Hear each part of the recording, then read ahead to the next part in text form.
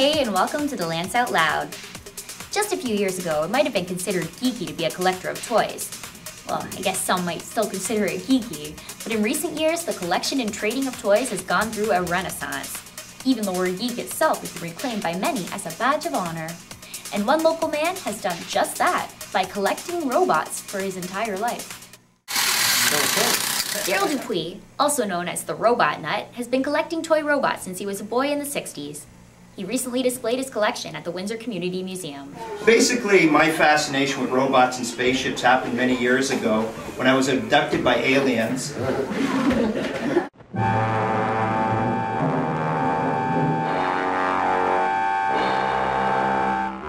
Ideal's Robot Commando is here to help you. He's your one-man army. This here is Robert the Robot. He really was one of the first popular toy robots. And the neat thing about Robert the Robot was the control that you plug into his back, and he'll actually go forward, backwards, turn right and left. No enemy can destroy him. He fights off tanks, hurls missiles one after another. This is, of course, Rock'em Sock'em Robots, probably one of the most famous toy robots. Rock'em Sock'em Robots at the time in the 60s, it was actually a political tone. And of course, you know, the US was blue, and the Russians, the communists, were red. And if you watch the commercial, it's always the red guy who gets his head knocked off. They're slugging it out in the middle of the ring! The Rock'em Sock'em Robots by Marx. Takes 2 managers to handle the fighters and lots of skill to win. The blue bomber's looking for an opening, and there it is! Get the Rock'em Sock'em Robots by Marx. Some people believe that the history of the toy robot dates back to the 30s and 40s, but robots didn't actually take over pop culture until the rise of science fiction in the 50s. People dreamed of finding robots in outer space and jumped at the chance to control a robot of their own. He takes orders from no one except you. Command the Zeroids to defend. Move forward, backward, and transport.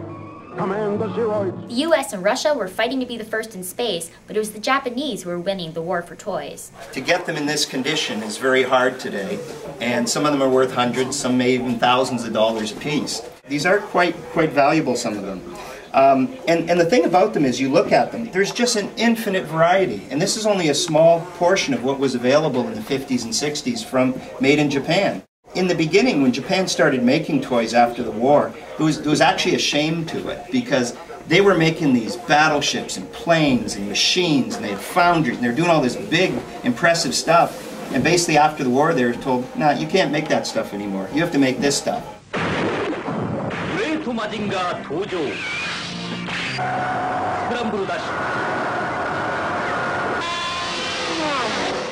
People who still believe that collecting toys is for geeks may change their mind when they find out that some toy robots have sold for as much as $50,000. In my professional opinion, as a toy connoisseur, robots rule. That's all for this week. We'll see you next time on the Lance Out Loud.